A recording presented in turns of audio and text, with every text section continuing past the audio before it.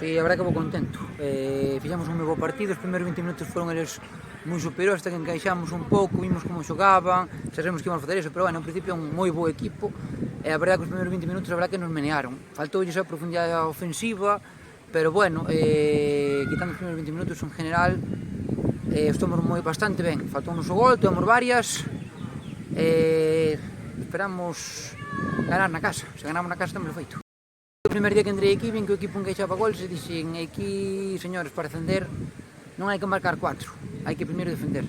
E a clave toda é a defensa. Os equipos que loitan por campeonatos e por ascensos teñen que ser por defensivamente.